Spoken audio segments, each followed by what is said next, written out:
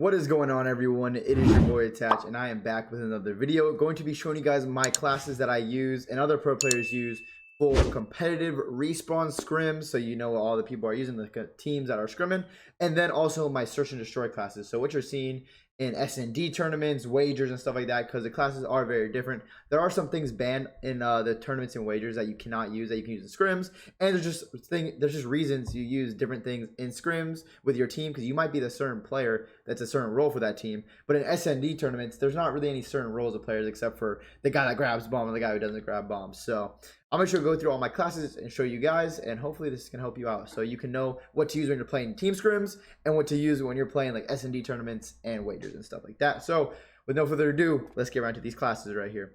First of all, I use Dead Silence. I mean, it's incredible.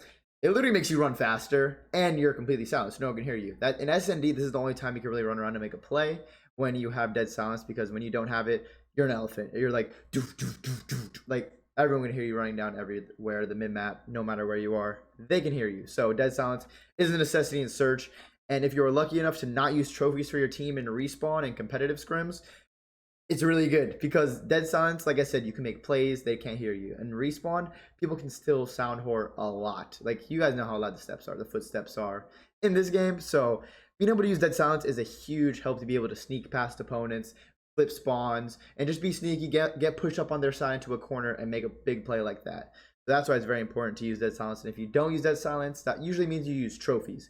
When you're using the trophies, you want to make sure they are pushed up like close to where the enemy will be coming from, but not too close to where you put yourself in danger of dying while putting it down. But putting it down just so they can't throw smokes, because if you're in a hill and you have full control and they hit the corner and throw smokes, they can make the hill scrappy, they can contest, they might even break the hill. And like after the smoke can be a stun and a nade, or a flash and a nade, they can get kills like that. So being able to put a trophy pushed up on the map so they can't throw a smoke, a stun, or a nade is super important. It's super helpful. And then let's go through the classes right now. I have my M4 right here. This is the M4 I'm using. It's a faster class. Like, there's some M4s that are going to be, you're going to have attachments on that are slower.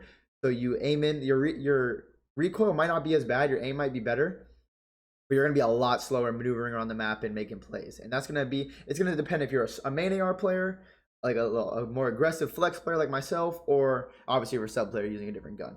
But this is what I'm using right now. I'm using for the barrel, I'm using the Corvus Custom, the GI Mini Reflex, and then no stock as the stock. It's called no stock, a stock. It's weird. And then stipple grip tape and Commando 4 grip. And you can see in the bottom left that my accuracy is increased, my range is increased, my mobility is increased. And pretty much what the Corvus does, it's the same thing as a stock M16, but it looks cooler and it feels like a slightly, I don't even know. I really don't even know the difference. I think it might be a little bit faster, but it has the same pros and cons. So I truly don't know. I think it helps the accuracy slightly. And then I use the GI Mini Reflex as a dot. No stock as my stock. It's really weird to say, but yes, no stock. Use it as your stock. No stock. Rear grip tape is stippled, so you can aim down sight and sprint to fire when you're caught sprinting. You can aim in really quickly. That's super helpful. And then Commando 4 grip is what I'm using for my underbarrel. So you can run around the map like a lot quicker. I know it like slows down movement speed, but it just helps with everything else. So that's like the basic setup for the M4 in respawn. And if I was saying that you are a slower paced player, you're not moving around too much, I would say you use the Singard Arms Invader or the M16 stock, so you can just strafe more and have a little bit more control of your weapon when it's shooting. You can use rubberized grip tape. It's slower, but the recoil control is a lot better, but you aim in slower.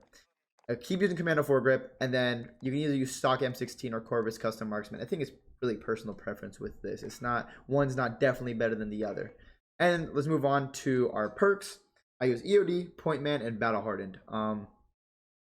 You can see I have these green things as specialist perks, which is tune up. So after I get 2 kills, I get tune up, which helps me get my field upgrades. It's my Dead Silence quicker when I have tune up. If I have 4 kills, I'm getting double time, which makes you run faster.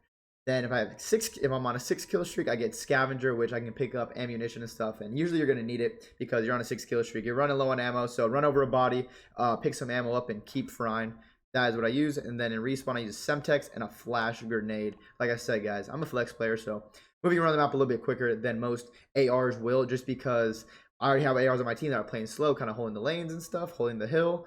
And so I'll be more in the aggression. So I need a fast class to be able to make these aggressive plays. Like, it's not going to be beneficial if I run around and then aim in slow. Like, I need to be able to aim in quickly and run around the map and get around and be mobile. And that's why I use this class.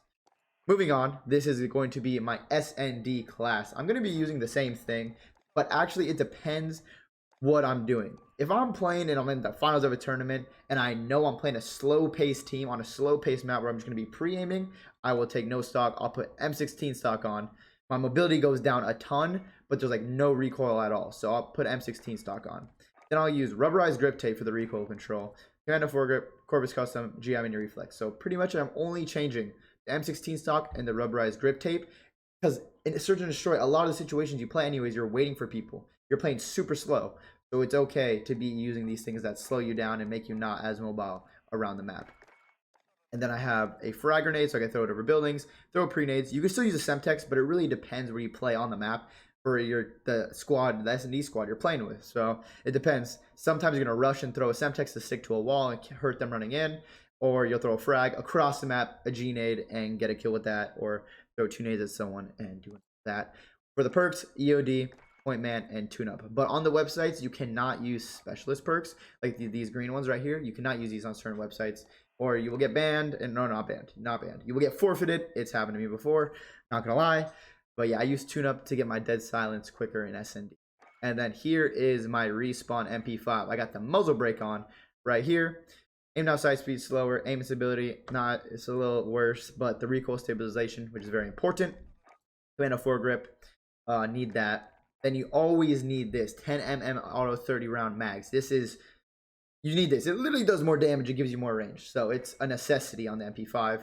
Stipple grip tape so you can aim in quick, sprint to fire quick as well. And FTAC collapsible for the movement speed, aim down sight speed, and just being able to like just go quicker and aim in quicker and just be fast. Just be all around fast with your movement, with your aiming, and all that stuff. So that's what I use on my MP5 for respawn. And I always have a combat knife on to be able to get to places a little bit quicker, but then I have to put it away, pull my gun out when I know people are going to be close by.